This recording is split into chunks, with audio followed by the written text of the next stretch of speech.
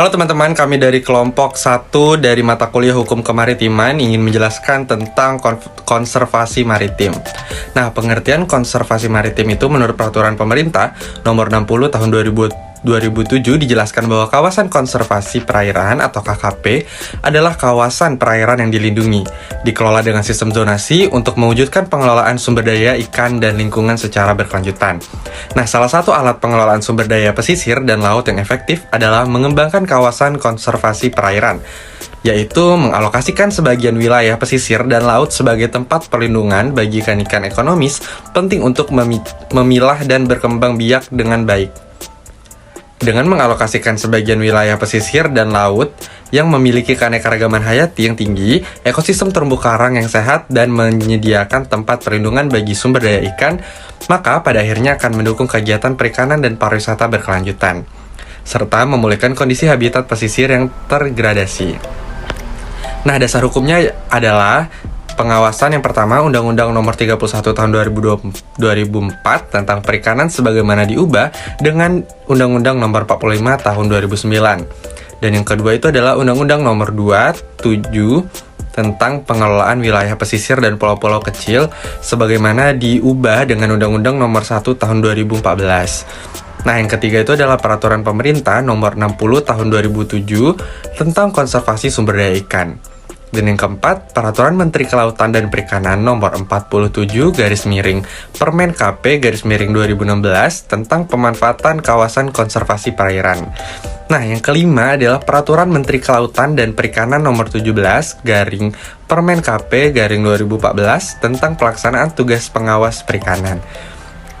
Nah, yang keenam itu adalah Peraturan Menteri Kelautan dan Perikanan Nomor 12 Permen KP 2013 tentang pengawasan wilayah pesisir dan pulau-pulau kecil. Nah, diharapkan dengan adanya pengawasan terhadap kawasan konservasi tersebut, kelestarian dan ekosistem perairan serta sumber daya ikan akan terjaga dan terlindungi.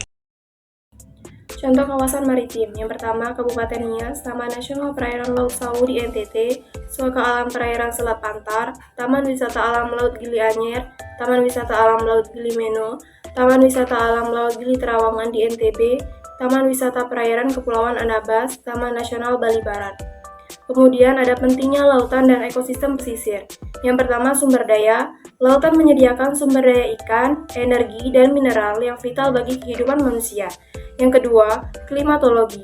Samudra memainkan peran penting dalam mengatur iklim global dan siklus hidrologi. Yang ketiga, keanekaragaman hayati. Ekosistem laut dan pesisir memiliki kekayaan spesies yang luar biasa. Ancaman terhadap lingkungan maritim. Overfishing.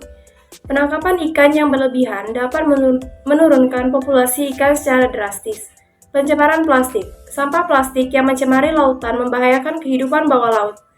Perubahan iklim. Kenaikan suhu dan asidifikasi air laut berdampak buruk pada ekosistem maritim. Baiklah, materi selanjutnya adalah tentang praktik perikanan berkelanjutan, terbagi menjadi 3, yaitu yang pertama, kuota penangkapan, yang dimana pembatasan jumlah tangkapan untuk menjaga keseimbangan populasi ikan. Yang kedua, yaitu adalah teknologi ramah lingkungan, penggunaan alat tangkap yang tidak merusak habitat laut. Yang terakhir adalah budidaya ikan, yang dimana pengembangan aquaculture sebagai alternatif sumber ikan yang berkelanjutan. Materi selanjutnya adalah kawasan lindung laut dan upaya konservasi, terbagi menjadi 4. Yang pertama ada kawasan lindung laut, yaitu daerah laut yang dilindungi untuk melestarikan keanekaragaman hayati.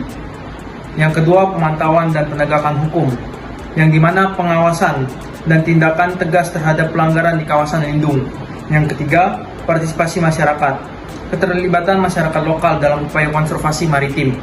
Yang keempat dan yang terakhir, penelitian ilmiah, yang dimana studi ilmiah untuk memahami ekosistem laut dan merumuskan kebijakan efektif. Materi selanjutnya adalah restorasi habitat pesisir, terbagi menjadi 3 bagian. Yang pertama ada rehabilitas mangrove, yang dimana penanaman kembali hutan mangrove yang rusak untuk memulihkan ekosistem. Yang kedua, pemulihan terumbu karang, upaya memperbaiki dan melestarikan ekosistem terumbu karang yang terdegradasi.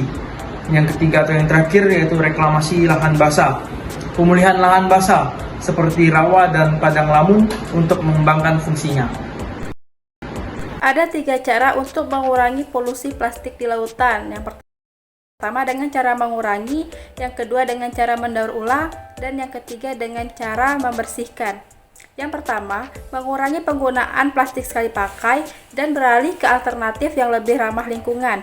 Yang kedua, mendaur ulang sampah plastik untuk mencegah masuknya ke dalam lautan.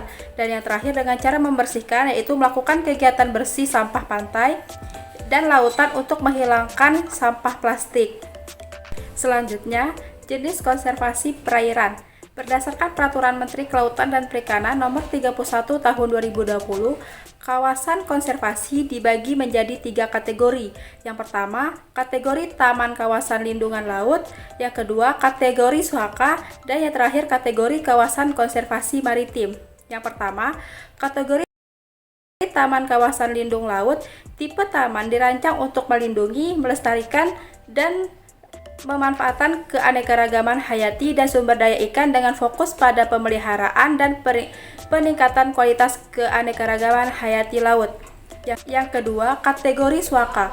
Kawasan lindung KKP dirancang untuk melindungi, melestarikan, dan memanfaatkan keanekaragaman hayati atau sumber daya ikan dengan penekanan pada pemeliharaan dan peningkatan kualitas sumber daya ikan.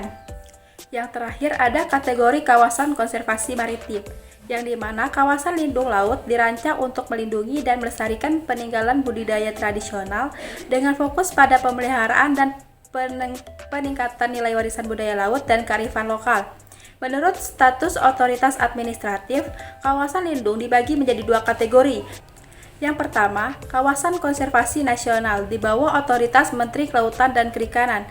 Yang kedua, kawasan konservasi daerah di bawah otoritas gubernur pada tiap provinsi terkait. Selanjutnya ada kriteria kawasan konservasi berdasarkan Peraturan Menteri Kelautan dan Perikanan Nomor 47 Tahun 2016 tentang pemanfaatan kawasan konservasi. Tipe pemanfaatan di kawasan konservasi perairan dikelola dengan sistem zonasi. Setiap kategori tersebut memiliki kriteria yang berbeda. Untuk dapat memahami kriteria pemanfaatan kawasan konservasi ini dapat dilihat pada gambar tersebut.